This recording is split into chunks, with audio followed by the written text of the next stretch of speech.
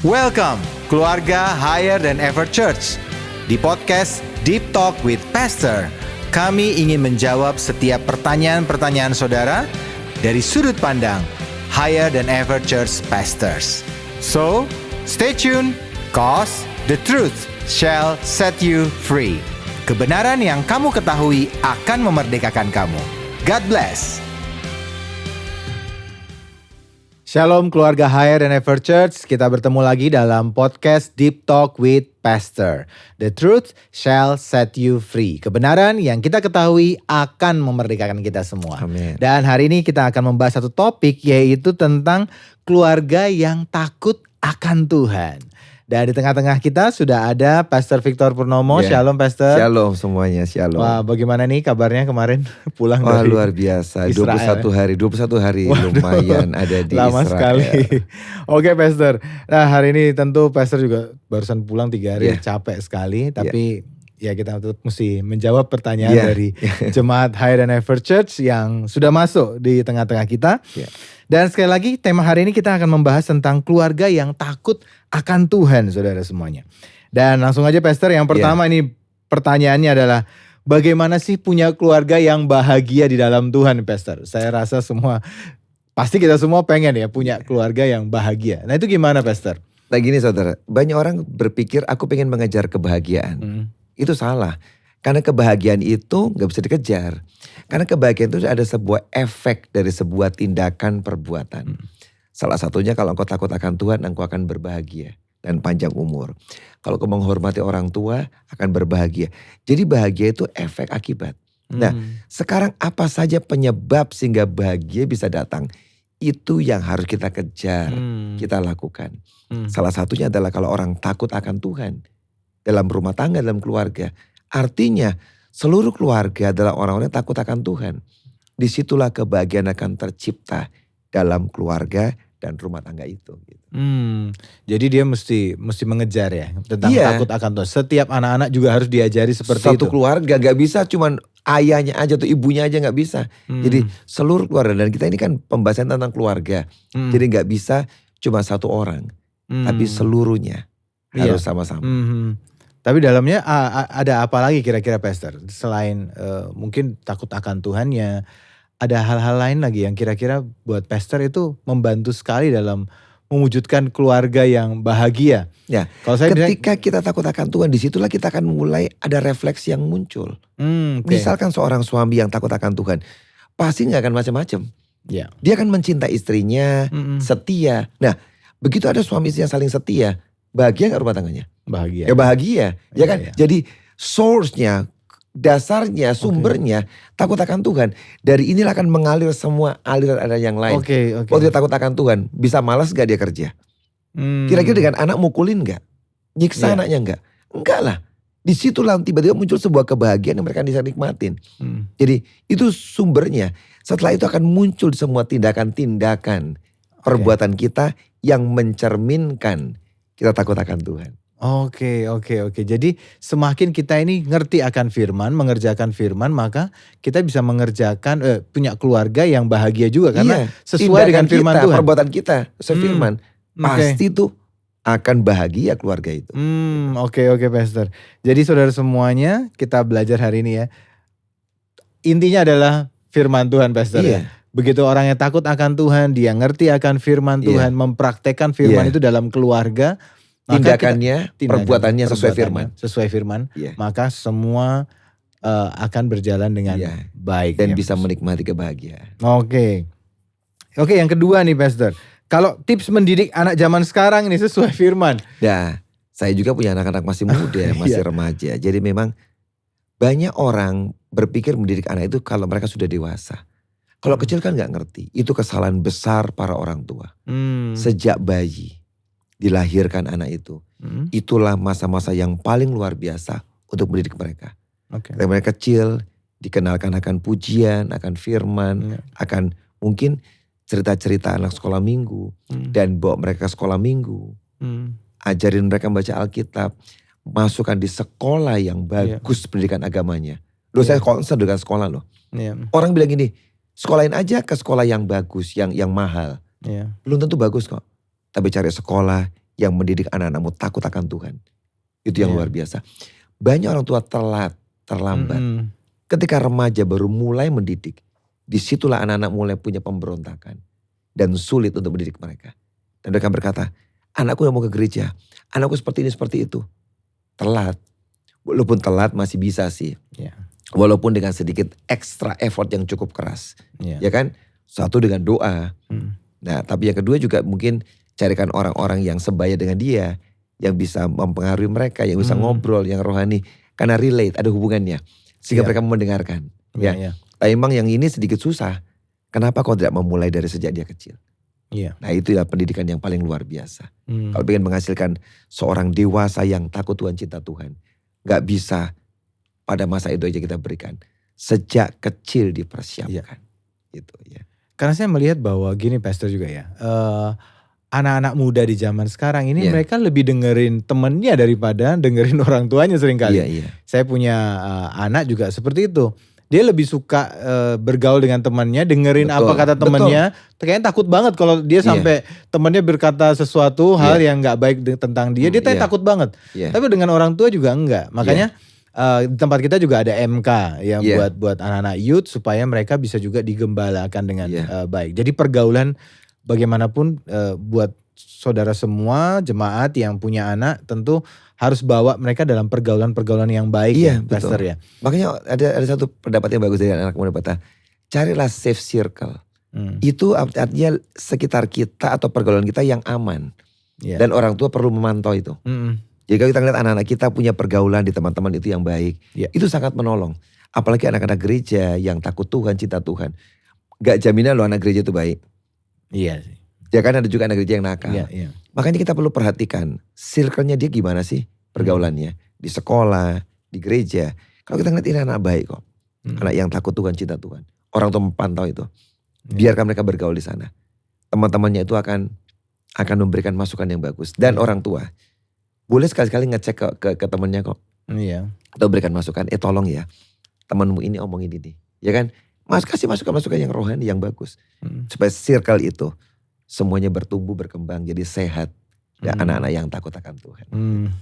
Iya, saya melihat ini banyak juga orang tua nih, saya dulu pernah ikut seminar juga, seringkali males untuk ngajak anak ke sekolah minggu, betul.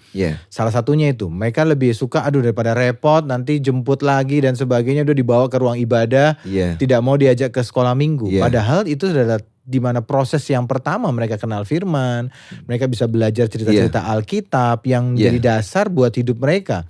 Kan Alkitab juga ngomong ya Pastor bahwa kalau kita mengerti firman Tuhan, bagaimana cara menjaga seorang anak muda ya, supaya dia bisa hidup benar terus, bersih hanya dengan firman Tuhan sebenarnya. Iya betul. Karena Pastor Victor punya pengalaman enggak dengan masa firman Tuhan tuh menjagai Pastor Victor waktu masih muda atau gimana mungkin bisa. Saya ini kecil sangat rajin sekolah minggu, saya seminggu 2 kali sekolah minggunya. Nah karena saya rajin, tapi saya gak tahu memang saya ini spesial ya. Dari sekolah minggu itu saya bisa menyerap begitu banyak cerita-cerita Alkitab yang belum dikotbahkan artinya. Belum ditambah variasi. Itu benar-benar itu cerita yang mentah. Artinya kalau cerita tentang Goliat, ya udah gimana caranya si Daud itu ke peperangan sampai dia bunuh Goliat. Itu cerita yang mentah. Ya kan? Nah kemudian itu diulang-ulang. Kemudian cerita tentang Nabi Nuh yang mentah. Tidak ada seperti khotbah bukan ya. Cerita sekolah minggu. Jadi itu real story dari Alkitab. Nah itu memang buat anak-anak sangat penting. Ya sebelum tambah-tambahin ya. Artinya Daud itu punya iman. Punya dia. Gak ada itunya. Yang real. Dan itu semua tiba-tiba menyerap. Sehingga saya ini hampir sebagian besar cerita Alkitab itu melekat. Karena dimasukkan ketika saya masih di usia yang sangat kecil, 6, 7 sampai 12, 13 tahun. Semua cerita yang gak ada variasinya itu yang asli masuk. Sehingga bisa tetap mengingat kisah-kisah itu. Dan itu menolong. Ketika saya sekarang dewasa jadi seorang pengkhotbah, saya masih bisa merekam semua kisah-kisah itu. Cerita aslinya ya. Nah setelah itu kita dapat pewahyuan baru untuk kita bisa khotbahkan. Ditambah-tambahin dengan about faith, tentang iman, tentang yang lain, ketaatan apa ke dalamnya. Tapi kita mesti belajar the real story dari Alkitab itu. Harus coba satu melekat dalam kehidupan kita. Di sekolah minggu lah kita dapat cerita itu. Dan dari sekolah minggu juga ada panggilan Pak Victor untuk jadi seorang pendeta ya. Ya disitulah saya mulai sejak kecil sudah mulai ada panggilan Tuhan dalam diri saya. Dulu saya pernah ikut seminar sekolah minggu juga ngomong satu hal yang bagus sekali. Dia berkata gini, seringkali orang tua malas memaksa anak kecil untuk pergi ke sekolah minggu. Dan mereka akan kesulitan begitu mereka besar untuk membawa mereka ke gereja. Jadi orang-orang yang bisa bawa anaknya dari kecil ke gereja, maka dia akan remaja dan dewasa pun mereka akan sudah terbiasa untuk pergi ke gereja. Anak-anak saya itu gak susah ke sekolah minggu, walaupun kami ini pendeta ya. Kadang-kadang itu problem jadi pendeta, kadang-kadang merasa sudah rohani. Anakku tidak perlu kalau kau pendeta, udah rohani. Saya enggak. Saya dan istri kami berdua itu orang yang sangat disiplin dengan anak-anak. Ketika mereka usia sekolah minggu, istri saya mengantar anak-anak di usia di mana masih perlu orang tua, kan ditemenin. Tapi dari mana usia mereka nggak perlu orang tua lagi, dilepas ke sekolah minggu. Jadi anak-anak kami itu di sekolah minggu itu ikut terlibat. Ada banyak pendeta yang anaknya tidak diwajibkan. Kok anak pendeta kok? Itu problem, masalah. Tapi anak-anak kami dua-dua sekolah minggu semua. Duduk di sana, dengerin gurunya. Ketika mereka tumbuh dewasa, nggak terlalu susah buat kami untuk mendidik. Ada tantangan memang, tapi nggak sesukar itu. Jadi dimulai semua dari kecil, Bapak Ibu sekalian. Saudara yang lagi hari ini bermasalah, masih bisa pastinya ya Pastor ya. Masih bisa. Tuhan bisa mengubah lewat pertobatan, mau tetap bawa mereka pokoknya datang ke Tuhan. Supaya mereka dijamah Tuhan sendiri Pastor. Supaya saya juga mikir dulu waktu saya SMA juga jadi nakal nih Pastor. Tapi begitu saya ingat akan cerita-cerita Alkitab dulu, apa yang orang tua ajarkan, tiba-tiba itu kayak Roh Kudus berbicara dalam kehidupan dan menjagai setiap jalan. Jadi ya saya bersyukur dulu orang tua juga memberitahu bahwa saya gak bisa jagain kamu selamanya. Hanya Roh Kudus yang bisa jagain kamu. Nah kita anak-anak kenalkanlah pada Roh Kudus, pada firman Tuhan. Biar Tuhan tuh yang berbicara dalam kehidupan mereka selalu. Betul. Oke, yang ketiga Pastor nih. Bagaimana kalau kami ini berbeda pendapat dalam mendidik anak nih. Pola asuhnya berbeda. Nah ini seringkali masalah. Ini harusnya orang tua suami istri itu punya kesepakatan untuk mendidik anak. Misalkan saya lihat ada, waktu kami dulu masih memulai keluarga yang mendidik anak ya. Kami gini, kalau saya lagi negur anak-anak, mendisiplin mereka, maka istri saya gak boleh ikut-ikut. Karena hari ini saya mendisiplin dia. Atau nanti saya mendisiplin anak, saya gak boleh ikut-ikut. Sekalipun saya ini punya pendapat lain, punya ide lain, gak bisa. Kalau kita anak-anak itu kita gak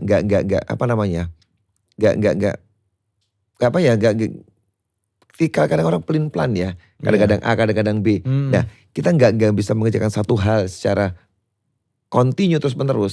Berubah-ubah, anak-anak bingung. Loh mama boleh, papa gak boleh. Nanti dimanfaatkan orang tuanya. Kalau kita izin keluar ke mama aja, wong dia boleh. Kalau yang uang urusan papa aja, papa boleh kok. Jadi orang tua anak-anak pintar loh, bisa memanipulasi orang tua. Ya karena itu orang tua punya kesepakatan, kita didik anak kita sejak kecil dengan satu disiplin. Perlu kompak. Kalau orang tua aja gak kompak, nah disitu terjadi perpecahan. Anak-anak akan ambil keuntungan, mana yang menguntungkan ini ya. Kalau ini menguntungkan dia ke papanya. Yang menguntungkan ke mamanya. Akibatnya nanti orang tua yang beribut, bertengkar sendiri. Gara-gara anak ini. Anak-anak pintar manipulasi orang tuanya. Karena itu hati-hati. Karena itu orang tua punya kekompakan, sama-sama ambil keputusan. Kalau tiba-tiba terjadi, ngomonglah dahulu. Mamaku mau keluar kota, gini-gini. Ngomonglah, gimana anak kita. Nah putuskan bersama-sama.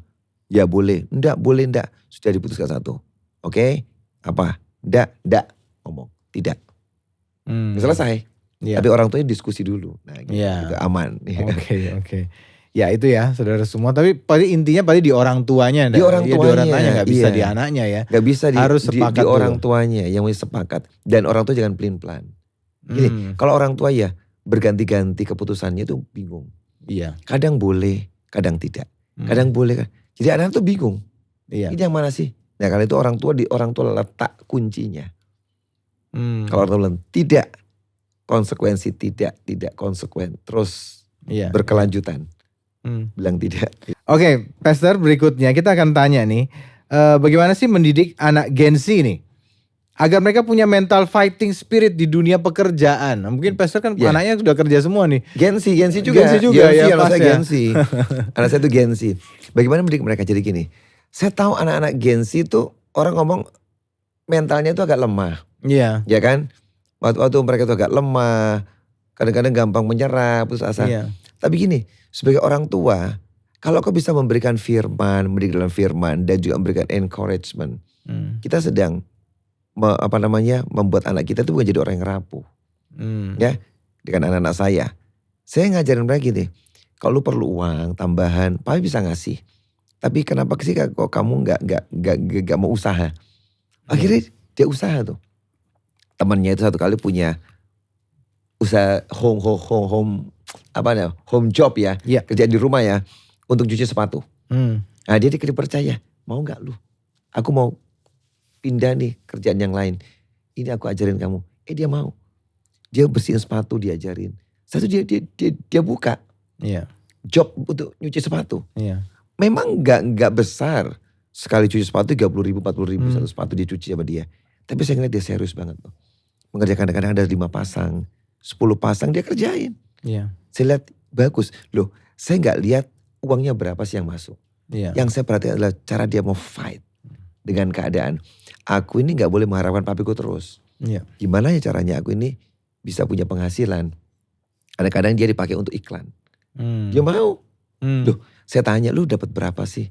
100.000 pap. Aduh, Pak bisa kasih kamu 1 juta lah. Cuma 100.000. Kamu capek. Tapi saya menghargai dan kerjakan. Loh, sebagai orang tua, banyak orang tua kadang-kadang jadi penghalang justru buat anak-anaknya. Anaknya mau berjuang, orang tua berkata, Allah cuma gitu. Buat saya nggak urusan lu dapat 100.000, 150.000, itu bagus. Tapi situ aku mau lihat kamu berjuang. Bagaimana kamu itu jadi generasi yang bisa dapat uang dan kamu bangga. Dengan kerja kerasku ya aku dapat uang. Karena seringkali kan gini Pastor, kita kalau sudah nyaman orang tua kan kita sudah punya uang, seringkali anak kita jadi nyaman kan, semua tercukupi sehingga mereka dalam kondisi yang nyaman dan kemudian tidak mau lagi berusaha tuh Pastor. Seringkali orang tua mengalami yang salah juga sebenarnya bukan anaknya. Orang tua menciptakan sebuah lingkungan, keadaan yang membuat anak-anaknya nyaman. Kalau orang tua yang mau mendidik mereka, melatih mereka, bisa sebenarnya. Jadi kita gak bisa punya alasan, Gen Z harus lemah, strawberry. Enggak. Kalau orang tuanya tahu potensi anaknya, dia bisa memberikan dorongan. Dan anak itu berhasil di rohani, jasmani juga. Oke Pastor. Iya. Oke, berikutnya kita akan tanya lagi nih Pastor. Kalau tadi soal Gen Z supaya punya mental fighting spirit. Kemudian kita tanya nih, bagaimana sih menangani anak yang sudah nakal banget nih Pastor? Ada orang tua yang ngalami anaknya sudah nakal. Hukuman apa sih yang tepat buat anak yang nakal? Selalu kita pikir hukuman apa, gitu loh. Kita gak mikir jalan keluar. Kadang-kadang orang mikir cara singkat. Dia nakal kita pukul, nakal kayak gini. Orang gak mikir bagaimana caranya ya, solusi panjangnya yang akan dialami oleh anak-anak ini. Ketika anak-anak itu nakal, yang pertama, kenapa sih dia kok jadi nakal? Kita mesti tahu alasannya. Apakah emang dia benar-benar nakal? Jangan-jangan gara-gara orang tuanya. Orang tua perlakukan dia dengan salah. Dipukulin, dimaki-maki. Gini loh, orang tua ngata-ngatain dia yang negatif. Orang tua mukul dia. Orang tua berbuat yang gak benar. Kasih contoh yang gak benar. Dan dia berharap anak jadi anak yang sangat baik. Aneh loh. Kesalahan di pihak orang tua loh. Sebagian besar kenakalan anak, maaf ya orang tua salahnya. Karena dia memberikan contoh yang bagus. Terus pendeta. Pendeta. Kenapa banyak anak pendeta kepahitan, rusak hidupnya? Papanya di rumah dan di mimbar beda kok. Terus sekalian aja kita ngomong tentang pendeta, bukan cuma orang tua. Anaknya rusak gara-gara lihat sikap. Jadi anak-anak yang nakal, dia lihat dalam hidupnya dia merekam semua pengalaman yang buruk di rumahnya. Muncullah pemberontakannya. Jadi nakal. Ya kan? Tapi bisa juga orang tuanya baik ya. Kan dia bergaul mungkin dengan teman-teman yang salah. Bisa juga. Jadi ada banyak case. Tapi yang nomor 1 rumah tangga sih. Tapi yang kedua di luar rumah tangga. Tapi yang kedua ini yang pergaulan dengan teman-teman yang buruk. Kalau keluarga itu baik, dia akan pulang ke keluarga, dia akan komunikasi tanya. Ya kan? Keluarga bisa tolong dia, terima dia. Ya selesai persoalannya. Tapi kalau di keluarga persoalannya, pertama bertobat orang tuanya. Ubah sifatmu, minta maaf. Ubah semua yang salah. Nah setelah itu anak-anak ini kan pelan-pelan mengalami perubahan. Banyak anak-anak yang mengalami seperti itu. Bisa juga kita bisa tolong mereka dengan circle yang baik. Carikan teman-teman yang baik. Pergaulannya. Karena teman itu lebih didengarkan kan. Kalau teman-temannya itu bisa masukin yang baik-baik, circle-nya berubah. Ya. Nanti pelan-pelan anak nakal itu berubah. Kami punya banyak kesaksian kok. Anak-anak yang nakal dulunya. Di keluarga, di sekolah. Waktu kita coba carikan circle yang baru, yang baik. Berubah loh. Artinya selalu ada harapan. Untuk setiap persoalan anak-anak kita. Dan balik lagi didiknya harus dari muda tadi didiknya ya Pak. Dari muda. kecil. Jangan dibiarin nanti besarnya baru pukul terus ya Pastor pukul ya. Pukul tidak menyembuhkan, tidak memulihkan. Nah misalnya dia sudah melakukan kesalahan-kesalahan atau misalnya kenakalan-kenakalan. Sudah terjadi nih Pastor. Nah biasanya Pastor memperlakukannya seperti apa? Ke anak atau?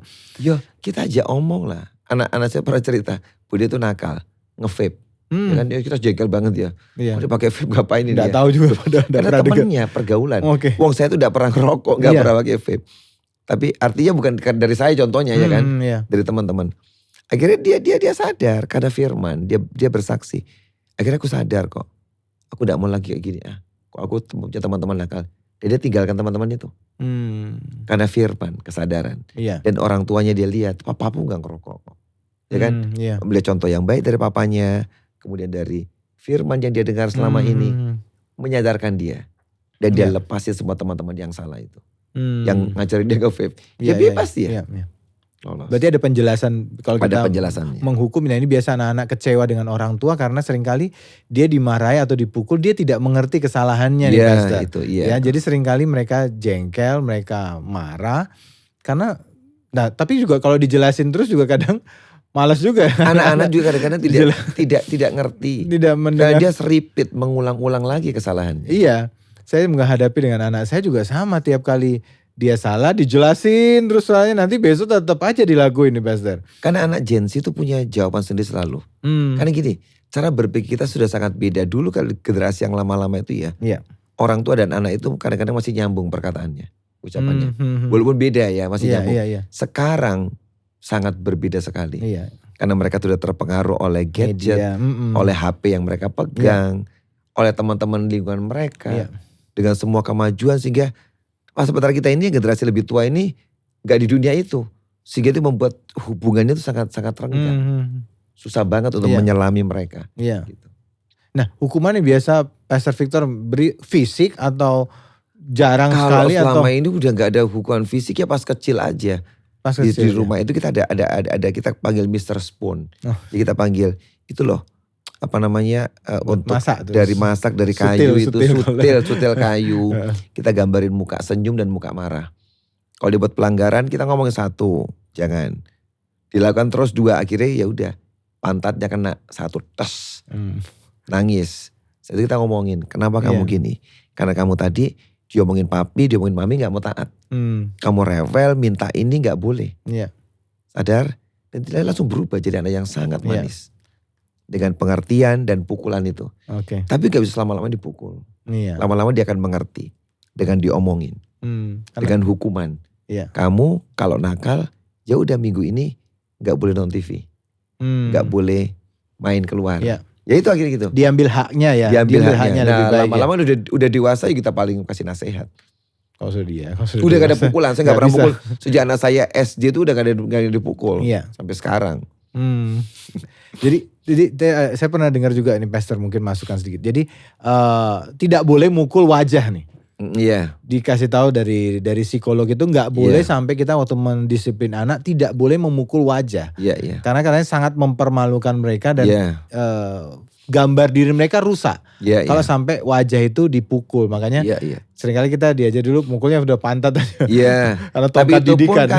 Kan ada umur tertentu. Tapi saya kasihan dengan anak-anak yang sudah besar remaja masih dipukul. Karena itu buat mereka itu sangat hancur ya hatinya. Justru timbul anak yang kepahitan, melawan orang tua. Akibatnya begitu banyak kepahitan sampai sekarang saya masih ngelayani loh. Orang-orang yang udah umur 50, 70, 80. Kepahitan sama orang tuanya. Masih. Karena pengalaman buruk yang mereka alami dengan orang tua. Udah tua tetap kepahitan sama orang tua, lu bayangkan. Padahal itu nurun nih biasanya Pastor. Nanti anaknya ketika seseorang itu kepahitan, dia akan punya sebuah janji di hatinya. Aku tidak akan melakukan anakku seperti itu. Karena aku dulu dipukul, aku tidak akan mukul anakku. Itu janjinya. Tapi realita enggak. Sebab rekaman yang dia rekam dalam hidupnya itu mukul. Dia gak punya rekaman kebaikan. Iya. Yang dia punya rekaman adalah aku dipukul. Maka ketika dia marah sama anaknya, dia akan langsung pukul. Karena rekaman yang dia punya mukul. Iya. Kalau dia dimaki-maki terus, Iya. rekaman yang dia punya makian. Iya. Kalau anaknya siapa aja berbuat salah akan dimaki. Iya. Sekalipun dia tahu makian itu menyakitkan dia. Karena gak ada rekaman lain yang keluar dari hidupnya. Yaitu tadi. Kalau kau punya rekaman kebaikan. Maka respon yang keluar dari hidupmu itu adalah kebaikan. Iya. Saya ini orang yang ngalamin banyak kebaikan orang. Saya ngerekam banyak kebaikan. Orang ngomong halus sama saya. Orang memberikan penghargaan pada saya. Tapi kita kan gak bisa berharap semua orang seperti itu. Sampai saya ngalamin itu. Saya rekam. Sehingga hari-hari ini saya dengan orang lain itu bisa memberikan apresiasi. Saya memberikan kata-kata yang halus. Saya tidak memaki-maki orang. Enggak. Karena saya dalam hidupan saya ini banyak merekam semua yang baik. Yang buruk-buruk ada gak? Yo ada. Yang buruk pelan-pelan saya doakan, saya patahkan, saya buang. Sehingga yang tertinggal hanya yang baik. Iya. Ada quotes tuh Pastor ya. Orang tidak bisa memberi sesuatu yang dia tidak miliki. Dia gak punya, gak bisa. Gak bisa tuh. Mirip persis dengan tadi jawaban Pastor. Oke, sekarang kita tanya lagi nih Pastor. Bagaimana sih cara menjaga hidup saya di tengah pengaruh dunia nih? Jadi pengaruh dunia begitu banyak. Bagaimana saya jaga diri supaya saya tuh gak rusak dengan atau ikut dalam kebiasaan yang dunia ini berikan. Itu keputusan. Keputusan. Aku mau berbeda atau kita mau hanyut dengan pengaruh dunia. Itu keputusan kita. Kalau ada orang-orang yang mau gini, HP kita ini kan hal-hal yang bagus, maju, kemajuan. Tapi ini kita mau menentukan hidupkan kita. Aku mau cari firman, pujian, atau mungkin film porno, gambar porno bisa di sini. Ya kan? Saya memutuskan tidak. Saya punya HP, bisa nggak? Bisa. Tapi saya memutuskan tidak. Saya nggak mau sama dengan dunia ini. Sehingga saya tidak akan pernah coba mencari untuk lihat, nggak pernah. Bukan karena saya pendeta, bukan. Karena saya punya standar, aku ini harus hidup benar di hadapan Tuhan. Maka saya nggak akan mencari. Ada kesempatan nggak bisa, tapi tidak. Saya cari yang lain. Jadi itu sebenarnya tergantung kekuatan iman kita. Apakah kita bertumbuh kuat dalam Tuhan, makin kita takut akan Tuhan. Disitulah kita tidak akan ikut pengaruh dunia. Apa yang dunia? Musik-musik sekuler, musik-musik yang sembarangan bisa nggak ada di HP? Ada. Saya dengerin nggak? Saya jujur sekali-sekali mendengarkan. Tapi tahu nggak lagu-lagu saya dengarkan? Lagu-lagu artis yang bagus-bagus. Misalkan kayak David Foster. Aku dengerin lagunya Mariah Carey. Tak dengerin lagu sekali-sekali ya. Karena aku dengar ini bagus banget ya teknik vokalnya ya. Suaranya bagus teknik vokalnya. Terus aku tuh mau belajar. Karena saya kan juga dulu XWL ya kan. Jadi saya diri saya juga penyembah. Jadi sambil saya dengerin lagu itu, bukan untuk dengerin lagunya. Saya tahu kata-katanya kadang-kadang bagus ya. Karena kalau penyanyi yang profesional tuh dia tidak cerita tentang hal-hal yang negatif kok. Bukan patah hati percintaannya gitu, bukan. Ceritakan tentang bagaimana dia itu kuat di tengah persoalan. Seperti lagu Hero dari Mariah Carey. Itu kan bagus ya. Dia tentang seorang pahlawan yang gak gampang hancur. Yang dia bisa bangkit. Itu kan kata-katanya udah betul, itu lagu dunia mungkin ya. Tapi kata-katanya itu kan bagus ya. Atau lagu-lagu When You Believe. Dia dengan itu. Saya dengerin lagu-lagu itu bagus kata-katanya ya. Itu mungkin lagu setengah-setengah ya. Bisa di sekuler, bisa juga rohani ya. Dan saya dengar, wah bagus banget ya lagu ini. The Prayer. Ya, orang bilang itu bukan lagu gereja, bukan kan. Tapi itu kan lagu yang rohani juga ya kan. Tak dengerin. Saya dengerin teknik nyanyinya, wah bagus ya. Bagaimana kita bisa belajar dari lagu-lagu itu. Gitu. Soalnya Pastor kan, Paulus juga pernah sempat ngomong ya.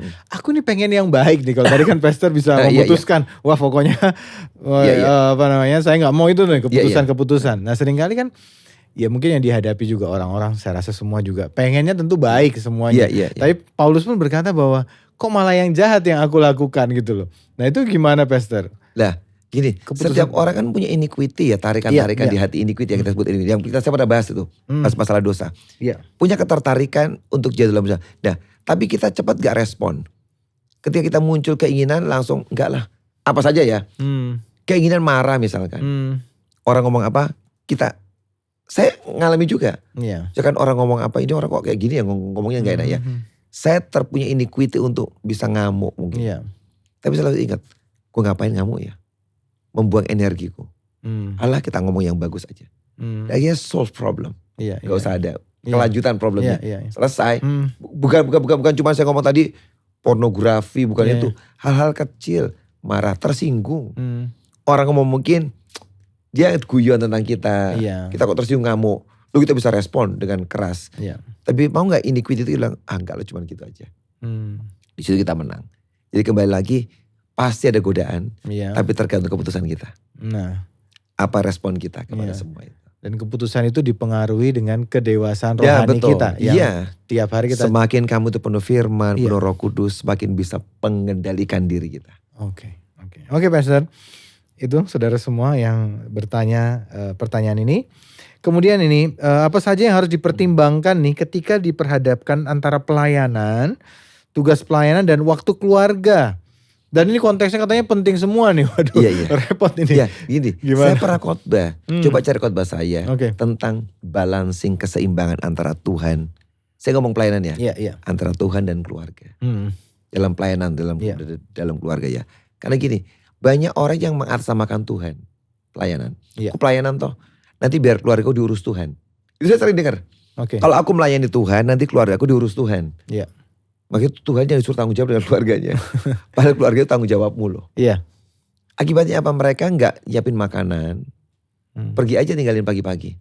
Ibu-ibu biasa nih. Suami gak diurus, gak dibuatin makanan, anak-anak gak disiapin makanan, pergi. Karena aku ada doa pagi. Salah sih. Bagaimana supaya win-win solution? Seimbang. Kalau kamu tahu kamu akan pergi doa pagi. Gak salah doa paginya. Siapin makanan dulu. Untuk suami, untuk anak, semua beres, bangun lebih pagi.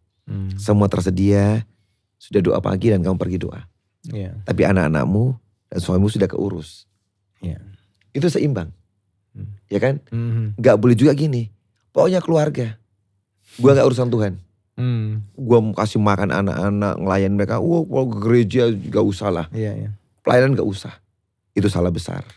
Karena kamu disertai Tuhan, diberkati Tuhan. Kenapa kamu gak pernah membalas kebaikannya? Semua senternya diriku dan keluargaku. Nah, ada orang yang punya dua ekstrim. Satu ke pelayanan, gak ngurusin keluarga. Satu ke keluarga gak ngurusin pelayanan. Saya ini pendeta, susah. Harus balance. Saya pergi keluar kota pelayanan. Walaupun saya ngatur jadwal saya tidak sering-sering pergi sih. Saya bersyukur, gak terlalu laku. Makanya lebih aman. Kalau saya salah laku banget khotbah saya. Yang gak laku ini aja sering pergi. Ya kan? Apalagi hamba Tuhan yang lain yang sangat laku itu. Yang terkenal. Mereka gak boleh di rumah loh. Makanya sering masalah kadang mereka menghadapi keluarganya, anak-anaknya. Akhirnya muncul masalah.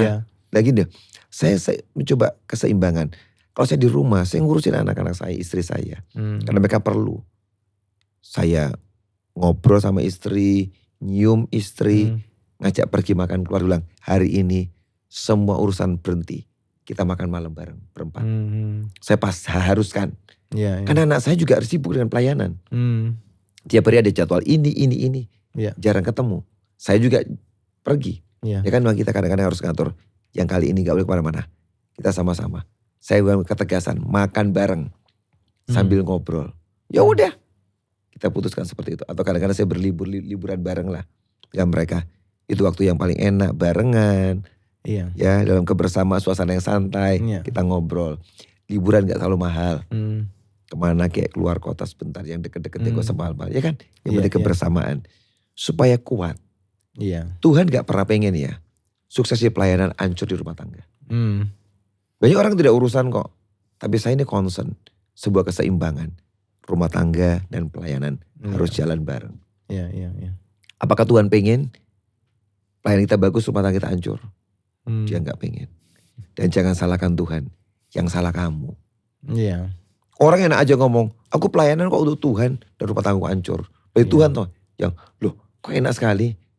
Tanggung jawab tangan Tuhan. Gak benar loh itu. Kamu yang tanggung jawab, itu keluargamu kok. Kalau kamu melakukan dengan baik, dengan tepat, gak akan hancur. Ya kan, itu seimbang lah di situ. Oke. Jadi kita mesti belajar seimbang, Pastor ya. Dalam pelayanan dan juga keluarga ya. Dua-duanya tetap penting, bukan hal yang gak penting gitu. Pelayanan itu penting loh. Iya. Oh kalau pelayanan itu salah kamu. Tetap pelayanan. Ya, oke. Baik Pastor, kita bertanya nih, ada pertanyaan berikutnya nih. Bagaimana sih mengelola stres dengan baik Pastor? Sesuai Alkitab, berarti ada jemaat yang, ya kalau stres mungkin setiap kita mungkin ngalami lah ya dalam kehidupan kita. Nah bagaimana kira-kira mengelolanya supaya jangan sampai jadi tadi ya, mungkin jadi marah dalam keluarga kepada anak-anak, jadi susah malah anaknya jadi kepahitan kepada orang tua. Stres itu bisa dalam setiap orang itu berbeda kadarnya, tergantung karakter dasar orang itu. Ada orang-orang yang mungkin punya sifat kolerik. Ketika dia stres, dia akan berbeda dengan orang-orang melankolis. Orang-orang melankolis lebih ke perasaan. Waktu dia stres sangat tertekan, mengurung diri, gak mau makan, pokoknya parah. Ya. Tapi orang-orang yang kolerik, responnya berbeda. Waktu dia stres, dia akan diam. Mungkin malah meledak-ledak. Karena dia ngalami perasaan yang gak enak, mau dimeledak-ledak. Jadi sebenarnya yang munculnya itu berbeda-beda. Tapi tetap aja stres. Bagaimana pengelolaannya? Ketika seorang stres, apakah pendeta pernah stres? Juga pernah juga. Ketika saya ngalami stres karena pelayanan, karena masalah yang dihadapin. Maka yang pertama saya selalu gini, kenapa saya stres ya? Ada apa? Saya selalu koreksi diri saya sendiri, ngelihat ada apa dengan saya. Kok bisa ngalamin ini? Ketika saya mulai koreksi diri saya sendiri, dan saya menghadapkan ke Tuhan. Nah, jalan yang paling bagus ketika stres datang, ketemu Tuhan. Berdoa pada Tuhan. Ngobrol dengan Tuhan. Disitulah kita bisa rilis stresmu. Dengan kita cerita, stres kita berkurang. Jadi memang cerita itu, atau konseling itu menolong. Melepas sebagian, gak semuanya ya. Melepas sebagian dari beban yang kita miliki. Kan yang paling bagus adalah Tuhan. Kalau kita ketemu sama orang, kalau pemimpin rohani oke lah. Yang terpercaya. Tapi kalau kamu salah rilis stres, kalau temanmu yang ternyata teman baik, belum tentu baik loh. Jangan-jangan dia lagi oper ke orang lain cerita itu. Malu tambah stres ya kan. Bukannya berhenti stres, tambah lagi kan dia cerita, loh kok kamu tahu ceritaku? Loh kan itu makin kemana-mana. Makanya paling bagus nomor satu Tuhan. Yang kedua pemimpin rohani, yang bisa dipercaya. Bertanggung jawab. Yang dia akan dengerin stresmu, dia mendoakan, kasih firman, nanti kamu akan berubah. Nah itu cara pertama. Tapi kalau kau pengen yang seorang diri ke Tuhan, tapi yang kedua mulai koreksi, kenapa ya kok kayak gini ya. Kalau kamu lihat kondisimu, keadaanmu, nanti pelan-pelan kamu encourage yourself. Menguatkan dirimu sendiri, menasihati diri. Saya kadang-kadang menasihati diri saya sendiri. Untuk apa kamu susah. Jadi itu membuat saya kuat. Apa namanya ya? Menyembuhkan diri sendiri. Seperti Daud Pastor, menguatkan diri waktu dia mengalami susah. Disitulah, karena kayak saya ini pendeta agak susah ya. Gak bisa ngomong sama jemaat semua, susah loh, menderita loh. Juga mungkin lah. Ya kan, bagaimana saya bisa cerita itu. Kadang-kadang harus ditanggung sendiri. Dan dengan Tuhan. Ya toh, yang paling tahu istri saya ya kan. Kalau suaminya lagi stres, lagi apa dia paling tahu. Jadi gitu ya, itu caranya. Melepaskan stres. Berikutnya nih Pastor, bagaimana sih menyikapi perbedaan pendapat dan pemikiran dengan keluarga suami? Ya gini loh, ketika aku sudah berkeluarga, maka fokus utama keluarga dalam. Suami istri. Kalau kita mau ngurusin semua, nanti kita jadi stres. Loh kita boleh mendapatkan pendapat keluarga, tapi gini, yang paling penting suami istri sepakat. Ya, jangan dengerin. Yang boleh dengerin dimasuk jadi masukan. Tapi tidak harus dilakukan. Karena kalau kita semua kita dengerin dari output dari luar, input dari luar semua masuk ya. Kita ini kalau sukar, jujur suami istri aja menyatukan dua ini susah loh. Masing-masing punya pendapat, punya kemauan, punya kehendak. Apalagi ditambah lagi dengan keluarga suami, keluarga istri. Ya jadi kacau. Itu dengarkan boleh, tapi gak selalu diturutin. Jadi kan sebuah masukan. Boleh, tapi gak usah diikutin. Ya kan? Yang penting suami istri udah kompak, sepakat hati, udah jalan aja. Lebih tenang. Iya, kalau terlalu banyak dengar nasihat orang, aduh pusing juga. Semua dari opa, dari oma, dari tante, dari om, dari aduh semua kasih masukan jadi. Iya Pastor. Oke. Begitu ya Bapak Ibu, ya pokoknya yang penting suami istri sudah sepakat dengan anak-anak semuanya sudah jalan ya. Oke, gak usah dengerin terlalu banyak orang, ya bukan berarti gak boleh terlalu banyak orang didengar, tapi yang penting sudah sepakat dulu dengan keluarga ya, akan jadi sesuatu hal yang luar biasa. Pastor berikutnya nih, apa yang saya lakukan bila ada teman saya itu keluarganya terjerat persinahan? Apa yang harus saya lakukan? Ya paling bagus adalah kamu beri nasihat. Beri Ya toh? nasihat, oke. Konseling dia, diomongin. Ya toh, sampai dia mengalami kesadaran dan bawa kepada Tuhan. Ya itu pokoknya saya itu kuncinya bawa kepada Tuhan. Iya. Karena gini, orang gak pernah bisa lepas dari dosanya, kesalahannya kalau dia gak ketemu Tuhan. Iya. Susah banget. Ya toh, kalau dia ngalami Tuhan, dia menyadari aku tuh salah. Karena gitu loh, omongan kita gak akan mengubah orang itu. Iya. Karena orang itu berubah dari dirinya sendiri. Iya. Kita boleh kasih nasihat 1000, 2000 nasihat. Kalau dia gak mau berubah, gak bisa. Ketika dia ketemu Tuhan, templakan kuat dari Roh Kudus. Iya. Dia bertobat, itu pertobatan yang paling luar biasa. Dengan berhenti, tinggalkan keadaannya. Iya. Doakan orang itu dan bawa dia ngalami Tuhan. Iya. Nah itu kuncinya. Kalau kita bisa ngomong ya Pastor, maksudnya Iya. kalau kita bisa beri nasihat ya kan seringkali kan kita juga Iya. sungkan Bawa ke untuk Tuhan. beri nasihat, beri Iya. apa ya sudah. Iya. Coba kita bisa doakan atau bawa mereka datang ke gereja Iya. atau apa supaya mereka bisa Iya. mengalami Tuhan sendiri Mengalami ya di situ Tuhan, ya. iya, iya. Supaya mereka bisa dijamah Tuhan sendiri. Oke Pastor, ini pertanyaan berikutnya. Kita harus lebih cepat lagi dengan waktunya. Bagaimana sih breakthrough dalam hal keuangan nih Pastor? Keuangan. Waduh. Ya. Breakthrough keluarga bisa ngalami breakthrough dalam hal keuangan. Saya dari keluarga yang sederhana. Ya, saya dari keluarga sederhana. Biasanya keluarga sederhana itu akan nurun terus sederhana terus. Iya, iya. Tapi saya ini bersyukur. Saya tuh diajarin, saya punya mentor yang luar biasa, Pak Petrus Agung. Mentor saya. Dia ngomong, Victor, mujizat yang paling gampang itu mujizat keuangan. Oh. Buat saya, apa iya? Iya. Karena waktu itu hidup kami itu pas-pasan. Iya, iya. Ya kan, pas-pasan. Tapi saya ngeliat betul ya, ketika kita dengan Tuhan, berjalan dengan Tuhan, makin sungguh-sungguh dengan Tuhan, serius ya, mau kerja sungguh-sungguh, ya toh. Karena saya kan pelayanan, saya pelayanan sungguh-sungguh. Iya, iya. Di situ Tuhan mulai membuka tiba-tiba sebuah dimensi blessing berkatnya. Karena kita dengan Tuhan sungguh-sungguh, pertama. Yang kedua, kerja sungguh-sungguh. Dia gak sembarangan. Tapi yang ketiga, saya punya prinsip, aku ini mau membuka berkat-berkatku dalam kehidupanku. Saya setia memberikan perpuluhan. Ya kan? Yang hari ini jadi masalah banyak orang. Iya. Perpuluhan itu dikasih apa enggak sih, kita harusnya tuh. Boleh enggak? Kalau buat saya, masing-masing orang terserah. Iya. Tuhan udah ngomong. Ya kan di Alkitab. Iya. Dan di Alkitab kan tidak pernah bisa terbatalkan. Iya. Sampai akhir dunia pun gak akan terbatalkan. Tapi kan itu dulu, sekarang udah enggak. Boleh kalau punya pendapat seperti itu silakan. Tapi bagi saya, ini firman bagi saya pribadi. Iya. Saya tetap mau pegang. Saya gak mau pegang Pak, silakan. Kita gak punya hak untuk maksa orang. Iya, iya, iya. Tuhan pun gak maksa toh. Harus perpuluhan, kalau gak perpuluhan mati kamu. Gak ada. Buat saya, Tuhan aku mau taati engkau. Begitu saya mentaati dia, saya ngeliat hidup saya itu berubah loh. Ngalami terobosan, pertolongan. Pelan-pelan tapi saya ngalami naik. Ditolong Tuhan, disertai, diberkati. Dan hari ini hidup saya diberkati. Saya gak kaya. Tapi saya ini orang yang diberkati. Artinya apa? Waktu punya keperluannya, kalau lain anak ada uangnya. Iya. Ketika saya mesti pelayanan kemana, ada uangnya. Ketika mesti ini, ada uangnya. Iya. Waktu mau beli rumah, Tuhan juga tolong. Dengan cara mujizat, ada uangnya. Nah Tuhan aku ngalami terobosan-terobosan. Iya. Kenapa? Saya setia kepada Tuhan. Kalau saudara gak mau ngasih perpuluhan, gak apa-apa. Boleh kok. Itu hak saudara. Itu hak. Ya kan? Tapi bagi saya, SPN, my family. Kita sama-sama kasih perpuluhan semua. Karena kita bilang, aku mau taat engkau Tuhan. Iya, iya. Ketika kita taat, dia tolong kita. Iya. Itu aja simple. Itu nanti ada pembahasannya tuh Itu Pastor kunci, podcast. iya. Kita bahas lebih dalam tuh karena memang ada pertanyaan banyak sekali iya, tuh iya. soal itu. Jadi Ini teaser. Iya, teaser. Jadi yang pertama ini adalah Pastor untuk breakthrough keuangan, Pastor berkata kerjakanlah yang firman Tuhan rohani, katakan. sungguh-sungguh dengan Tuhan. Iya. Yang kedua mau kerja keras loh. Saya nggak sudi kalau orang malas loh. Iya. Lu rohani lu malas dan minta berkat Tuhan. Ngimpi.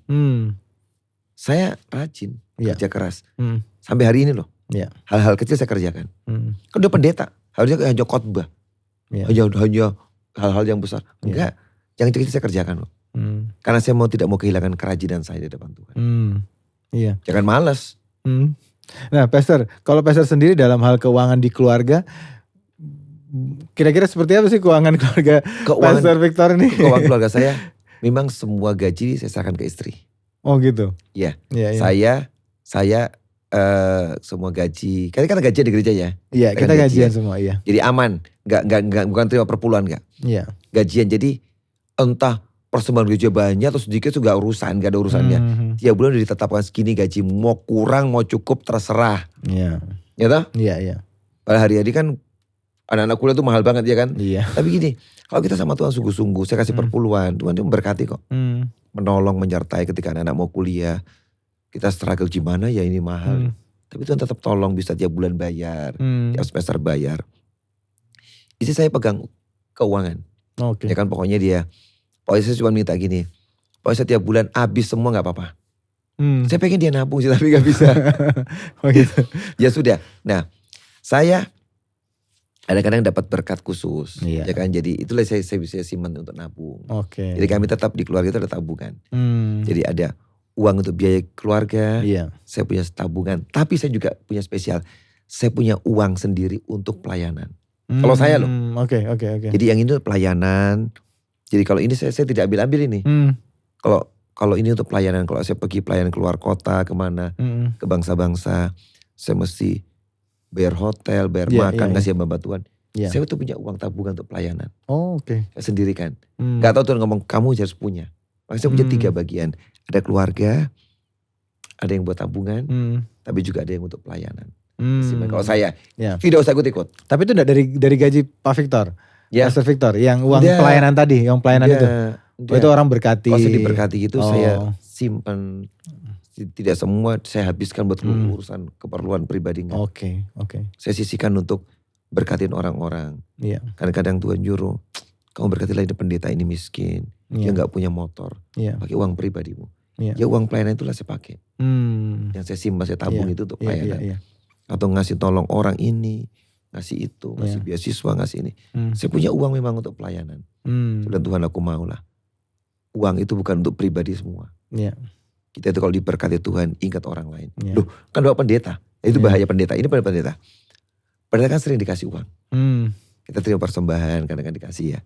Terus tiba-tiba hati kita itu jadi orang yang mau nerima tok. Kehilangan memberinya. Bahaya. Tapi saya gak mau.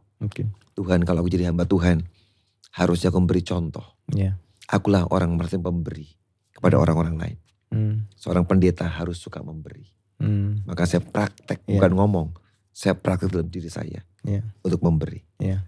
Ada roti yang dimakan, ada benih yang harus ditabur. Tapi jujur kalau ketika saya itu rajin nolong orang lain ya. Nabur untuk pelayanan, untuk orang-orang susah, hamba-hamba Tuhan susah.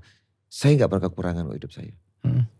Ya karena Tuhan tuh ngelihat ini orang kok baik ya. Kok suka nolong orang. Saya pun ditolong. Hidup saya ya. Jadi Pastor, jadi berarti di dalam Pastor ada tabungan buat keluarga. Tabungan. Terus kemudian ada juga. Tapi juga banyak lah. Saya disisihkan. Tabungan saya itu pernah dihabisin Tuhan. Disisihkan. Kasihkan ke orang yang saya kasihin ya sudah gimana. Jadi maksudnya gaji yang didapat berarti ada tabungan. Biaya, tetap ada tabungan untuk ngurusi kebiayaan keluarga. Tapi juga ada untuk uang pelayanan. Investasi gak ada Pastor? Karena kan investasi juga harus. Saya tuh. Investasi kerajaan surga aja ya. Saya nabung di surga. Makanya itu yang sama itu. Saya tidak punya investasi sama sekali. Tidak punya investasi. Oke. Saya pernah ditawari teman berkata gini, wah ini saya punya investasi loh. Kalau returnnya 10% dia berkata. 10%, wah luar biasa. Saya bilang sama dia, saya punya investasi juga. 30%. Berapa 30% sekali. Saya bilang, ini hasilnya ini berarti 10.000%. Dia bilang, wah mana ada investasi 10.000%. Saya bilang, wah ada Alkitab ngomong. Apa itu ya kalau kita nabur dalam pelayanan-pelayanan yang Tuhan mau, yang Tuhan suruh, kita ikuti, maka kita bisa tuai 30, 60, 100 kali ganda. Itu benar kok. Termasuk investasi yang makanya berbantu beasiswa anak-anak sekolah, saya bantu beasiswa. Oke Pastor. Oke, ini 2 lagi pertanyaan. Pertanyaan ini, bagaimana kalau anak meninggalkan kepercayaan kepada Yesus nih Pastor? Ada ini mungkin karena pergaulan atau gimana ya. Tapi yang pertama, apa yang harus kita lakukan sebagai orang tua nih? Di orang tua kesalahannya. Karena dia tidak mendidik anaknya takut akan Tuhan. Kalau anak itu berakar kuat dalam Tuhan, punya iman yang kuat, dia gak akan tinggalin Tuhan. Kenapa dia gampang tinggalin Tuhan? Dia gak punya kedalaman, pengalaman, firman dengan Tuhan. Hatinya Kristen, tapi dia gak sungguh-sungguh dalam Tuhan. Ketika kena sedikit, entah kena pacar, Iya. kena sesuatu, tinggalin Tuhan. Iya. Udah betul. Karena apa? Orang tua yang salah. Tidak menanamkan dari kecil. Kalau anak itu, dia ada Tuhan Roh Kudus dalam hidupannya. Untuk urusan pacarnya mau Kristen, dia akan tinggalkan pacarnya, kejar Tuhan. Kalau kuat lo ya. Kalau emang tidak punya dasar, ya pasti tinggalin Tuhan lah. Demi pacar. Makanya istilah orang tua itu perlu mendidik anak-anaknya takut akan Tuhan. Iya. Kalau sudah terjadi Pastor bagaimana? Kita Ya sebagai gak ada orang cara tua lain, gimana? lu berdoa. Berdoa. Kalau bisa puasa orang tua itu. Sampai anaknya balik ke Tuhan. Gak apa-apa. You fight for your family. Karena berarti kan dia juga waktu itu kan kita belajar tentang orang yang sudah tinggalkan Tuhan apa bisa balik lagi. Pernah di podcast yang tentang keselamatan kalau saya gak salah. Kita bahas tentang bagaimana apakah dia bisa kembali lagi dan bisa sih. Bisa kembali. Kalau buat saya percaya. Karena dia belum mungkin mengalami karunia Roh Kudus kan waktu itu kita bahas belum. Kalau dia gak dalam bagaimana dia tinggalin Tuhan pasti. Kalau dia gak dalam dia gak berakar. Iya. Dia gak mengalami penebusan Tuhan. Dia gak mengalami pengalaman dengan Tuhan. Makanya dia tinggalin Tuhan. Iya. Tapi kalau kita doakan, kita fight, berdoa sungguh-sungguh. One day dia akan balik. Mungkin keluarga juga ikut Tuhan juga semuanya. Iya. Karena saya dengar banyak kesaksian kayak gitu. Wah, balik akhirnya. Luar biasa. Oke, pertanyaan terakhir Pastor ini. Saya tutup dengan ini. Ada seorang ibu yang berkata gini, saya sulit ibadah karena punya kesulitan mengurus anak yang aktif. Apa yang harus saya lakukan Pastor? Ada berikan sedikit banyak nasihat. Gini, di mana hatimu berada, disitulah hartamu berada. Kita ngomong gitu ya. Iya. Jadi artinya apa? Kamu itu mentingin gak hal ini sih? Kalau buat kamu itu penting, itu hal penting, kamu akan have a time untuk hal itu. Kalau ibadah buat kamu penting, kamu pasti akan usahakan punya waktu buat ibadah. Tapi kamu kan punya ada masalah anakku aktif. Kalau itu penting. Kalau buat kamu, Allah gak terlalu penting kok. Maka kamu tidak akan datang. Dengan banyak alasan. Satu, parkirnya jauh, hujan, rumahku jauh, anak-anak masih kecil. Ada 1000 alasan, mungkin 10.000 alasan. Kalau emang hatimu gak kesana. Tapi ada orang-orang yang hatinya untuk ibadah. Dia ngelewatin, dia cuma naik angkot, jalan kaki. Dia miskin mungkin, tetap datang tuh. Dan gak ada halangannya tuh. Jadi pertanyaannya, hatimu di mana? Kalau hatimu di kerajaan surga, kamu bisa banyak cara. Suami istri punya anak aktif. Pagi suami jaga anak, istri ibadah. Siang gantian, istri jaga anak, suami ibadah. Gak usah berdua juga gak apa-apa tuh. Yang penting kamu ngalami Tuhan hari itu. Dan masalahmu selesai. Tapi kalau kamu punya banyak reason, alasan. Anakku aktif, gini. Gak ada uang transport, gak ada ini. Loh, kami pun dulu pernah ngalamin tantangan. Tapi kita gak urusan. Tetap kami mau cari Tuhan. Berhasil akhirnya. Jadi kalau kita punya 1000 alasan, ya sudah emang gak akan ibadah. Tergantung di mana hatimu hari itu. Oke, itu cukup pertanyaannya, sudah selesai semua dijawab. Terima kasih Pastor Victor. Sama-sama Pastor Mike.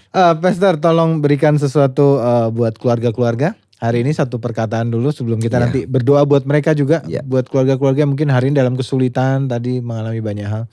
Mungkin ada kata-kata yang persiapkan untuk membangun keluargamu. Perlu persiapan. Membangun keluarga kayak orang bangun rumah.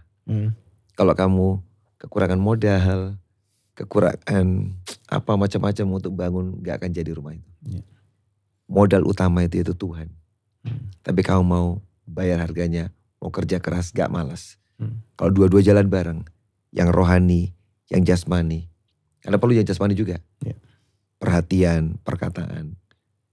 Bahas sama-sama akan punya rumah yang bagus, yang kuat, yang dibangun. Keseimbangan antara yang rohani dan yang jasmani. Sama-sama jalankan dan jangan malas. Nanti akan tercipta rumah tangga, keluarga yang berbahagia. Amin, Pastor Victor silahkan doa. Kita doa ya. Iya doa yuk sama-sama. Bapa di surga, terima kasih buat hari ini. Hamba tahu ada banyak keluarga yang sedang bermasalah, sedang punya tantangan hari ini. Hamba minta biarkan podcast ini menolong mereka. Kejar Tuhan dan cari Tuhan. Dan mereka akan melakukan apa saja demi kebaikan keluarga mereka. Pemulihan keluarga terjadi. Kami buang ego kami, perasaan kami. Kami mau mentaati firman dan melakukannya. Dan kami tahu keluarga kami akan dipulihkan. Tidak ada kata terlambat. Selalu ada waktu pemulihan. Kalau kami mau dengan Tuhan dan mau mentaati Engkau, pemulihan terjadi. Terima kasih Bapa yang baik. Berkati semua penonton yang lihat. Tuhan buat mujizat di rumah tangga demi rumah tangga. Amin Tuhan. Dalam nama Yesus Dalam nama kami Tuhan berdoa. Yesus kami berdoa. Amin. Amin, amin, amin. Terima kasih Pastor Victor buat waktu yang Ya, diberikan. sama-sama Pastor Mike. Terima kasih. Nah saudara semuanya, sampai jumpa minggu depan dalam podcast Deep Talk with Pastor. Ada topik-topik yang lebih ajaib lagi, lebih luar biasa lagi ke depan yang kita akan bahas bersama-sama. Tuhan Yesus memberkati. God bless.